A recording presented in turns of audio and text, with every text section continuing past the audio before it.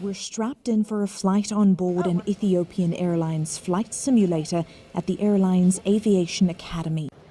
This is the only simulator in Ethiopia for the Boeing 737 MAX 8, the aircraft that crashed 2 weeks ago, killing all on board. The simulator, we're told, was purchased in January of this year. Chief Pilot Johannes Haile-Mariam takes us through a brief pre-flight checklist before takeoff. So we are in Addis. Within minutes, our simulated flight has begun.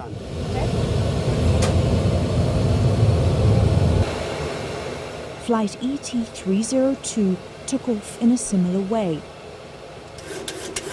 From Bole International Airport, nestled in rolling green and gold hills. 1,000.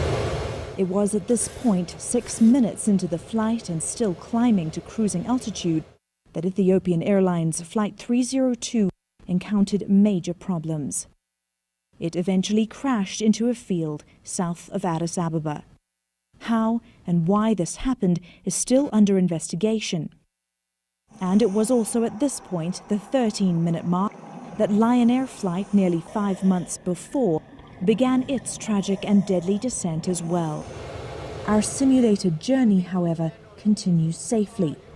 But on board November's Lion Air flight, the automated MCAS anti-stall system was trying to force the nose down. So this is what we call QRH, Quick Reference Handbook. Chief Pilot Haile-Mariam shows us the flight manual for a 737 MAX 8. This manual contains everything a pilot needs for a flight, or at least it should. A source with knowledge of the aircraft says there's no information inside about the new MCAS system.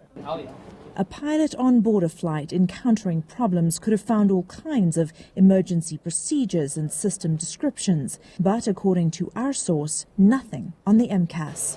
Inside this simulator, as safe as it is, our flight progresses smoothly. Chief Pilot Haile-Mariam flies the plane manually, effortlessly even. But if an actual flight were to experience an MCAS failure, the pilot would be left wrestling the airplane. These levers particularly, the pilot pulling up, the system pulling down in a tug of war, one that, according to our source, the aircraft doesn't know to stop fighting. Robin Creel, CNN, Addis Ababa, Ethiopia.